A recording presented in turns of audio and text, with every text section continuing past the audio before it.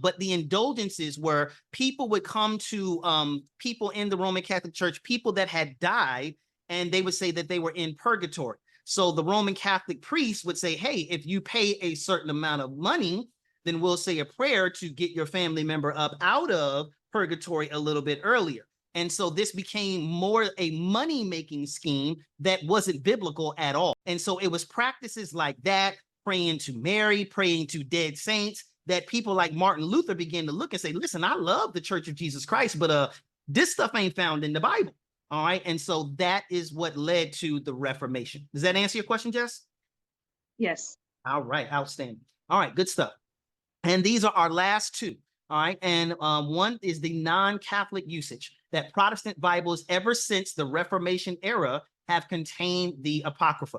In Anglican churches, the Apocrypha is read right alongside the Old and New Testament, and churches in the Eastern Orthodox tradition also use the Apocrypha. So not just Catholics, but other denominations also utilize the Apocrypha. And then last of all is that the Dead Sea community, books of the Apocrypha were found among the Dead Sea Scrolls at Qumran. Some were written in Hebrew, indicating that their use among the Palestinian Jews even before the time of Christ. So remember, the fact that they were written in Hebrew, and Jesus's Bible, what was the Bible that Jesus and the apostles would have used in the and I almost gave it away. What would have been their Bible?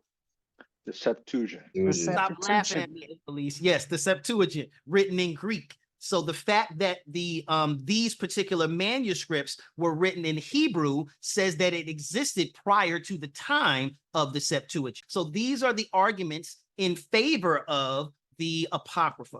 All right. Now we're going to look at arguments in favor of rejecting them. This is basically an answer or a polemic against each one of those. Number one, the New Testament authority. New Testament never cites, all right, not alluding to, but it never cites an apocryphal book as inspired. Alleged allusions to these books lend to no more authority to them than do New Testament references to pagan poets. So again, referencing or alluding to a work doesn't mean that it was inspired. Again, Jesus and the apostles, whenever they were quoting or citing from the book, they would say, it is written, in the scriptures, it is written. That is over and over and over again in the New Testament. When they are referring to something that they considered inspired, they always prefaced it by saying it is written in the scriptures, or so on and so forth. Does everybody understand?